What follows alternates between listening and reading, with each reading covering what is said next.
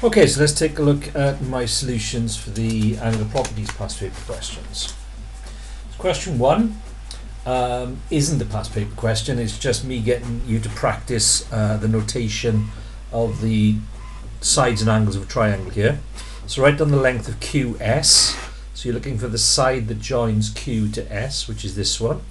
So that would be 16.9 centimeters. Write down the length of RQ. So this line that joins R to Q is 9 centimeters. Write down the size of our angle RSQ. So we're going from R to S to Q, so it's 30 degrees. And angle RQS goes from R to Q to S, so it's that turn there. Now that turn isn't labelled, but I do know that it's going to be 180, take away 30, take away 110, because the angles in the triangle add up to 180. So that's going to be 50 degrees. No, it's not. It's going to be 40 degrees. Then we come on to the past paper questions. So, find the size of the angle marked Y.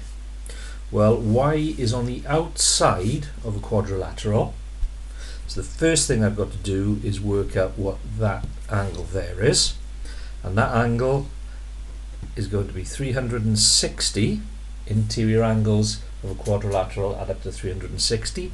Take away each of those. So 105, 110 and 78. So 360. Not got any light on that, hang on. There you go. 360, take away 105, 110, 78 is 67 degrees. So that angle is 67. Then we've got this lying on a straight line. So if that angle is 67, Y is going to be the difference between 180 and 67. So Y will be, which is 113 degrees.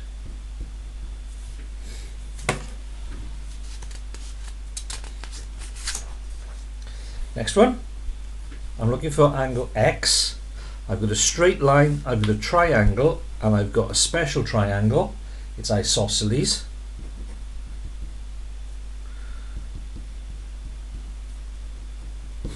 So once I know what that angle is, I also know what that angle is. So I've got a straight line, so that angle plus 122 must equal 180. So I do 180 less 122 equals 58. And if that one's 58, so is this one, because of the isosceles property. So X is going to be 180 take away 2 lots of 58, which is 64 degrees. Question 4, similar setup here. I've got an isosceles triangle, but this time it's kind of in reverse. What I have to do is take the 52 away from 180 and divide it by 2 to get each of those. So 180 take away 52 is 128. Divide by 2 is 64 degrees. So that is 64 and that is 64. These two have to add up to 180 because they lie on a straight line. So X will be 180 less 64,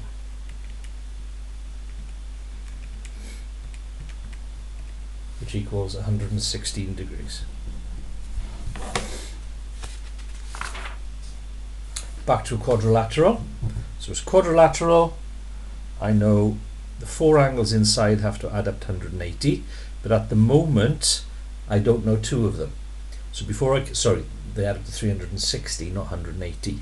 So before I can use that angle property with the 360 degrees, I need to work out what that angle is.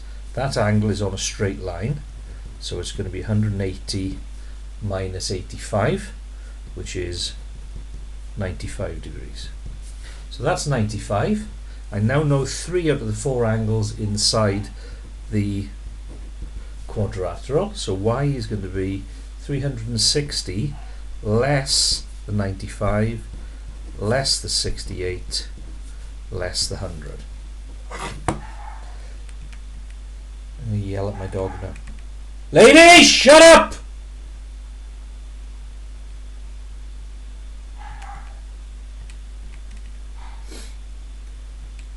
So that's 97, and as you can tell, she pays no attention to me, just like you lot don't if I say shut up in class.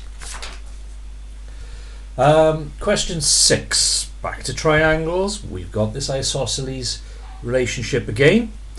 This time we know one of the internal angles, but I can work out the other two because I know that they're the same. So I'm going to do 180 take away 48, 132, divide that by 2, 66. So I know that that angle is 66 and that angle is 66. These two lie on a straight line, so x will be the difference between the 180 and the 66, 114 degrees. Back to a quadrilateral. This time I know 3 of the angles inside, so I can work out the third. So that one's going to be 360 less 36 less 115 less 44.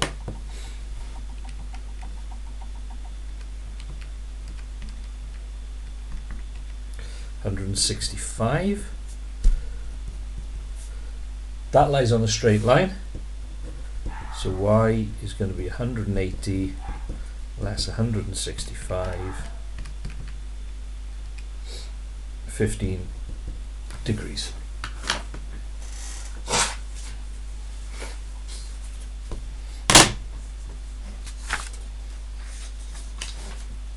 Okay, one of the other properties, quadrilaterals now, this is a kite. So different properties here. I know that it's symmetrical, so angle x is equal to that one over there. I can turn this into 2 triangles that are isosceles. So this part here is going to be 180 take away 66 divided by 2.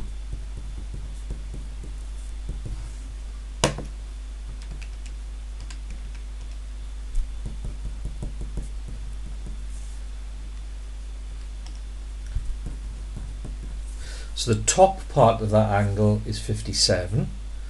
The bottom part of the angle is going to be 180 take away 58 divided by 2, because this is a different isosceles triangle.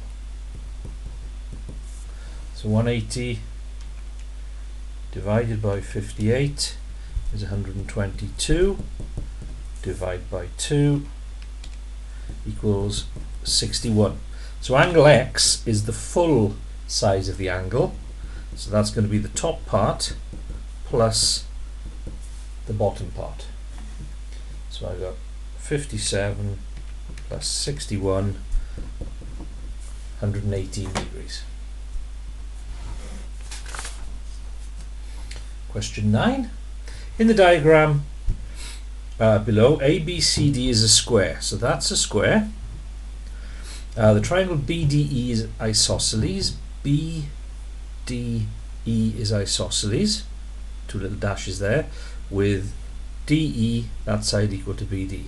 And the triangle BEF is equilateral. Calculate the size of angle DEF. So I want all of that. Well, if BEF is equilateral, this bit is 60 degrees. because the equilateral triangle property is all the sides are equal, but also all the angles are 60 degrees. So now I just need to work out what that size of that angle there is. Now if ABCD is a square, that means that that is 90 and either side of the diagonal is 45. So that angle there is 45, and because this is isosceles, that angle there is also 45. So that's 45 because it's half of 90 and it's part of the square with the diagonal cutting through it. Then inside this isosceles triangle, the angles at the bottom of the equal sides are the same. So angle DEF is going to be 60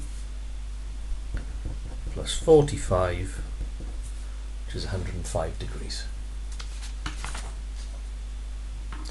Okay, so this one we've got two angles to work out, X and Y. I can see that this is an isosceles triangle, so X is going to be 180 take away 56, which is 124, and then I have to divide it by 2 because I've got the two equal angles. So that's 62 degrees. Now if that's 62, so is this. And the Y, the 62 and the 43, lie on a straight line. So to work out Y now, I need to take these two off 180 degrees.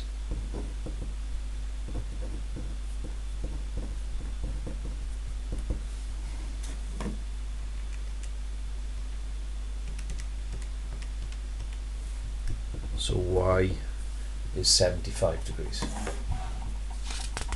And the final question, before I go and murder my dog. A regular octagon with centre O is shown below. Calculate the exact size of angle OAB. You may choose to draw additional lines on the diagram to help you. So this is similar to the one that I did in the worked examples, because what I can do here is create all of these isosceles triangles. Don't you come up here barking. All of these isosceles triangles, and all of those angles at the center are going to be the same. So this one will be 360 because it's going around a point, divided by 8 because there are 8 equal angles there. So 360 divided by 8 is 45. So I know that that is 45. I know that I've got an isosceles triangle there. So I'm now going to do 180 minus 45, which is 135 degrees.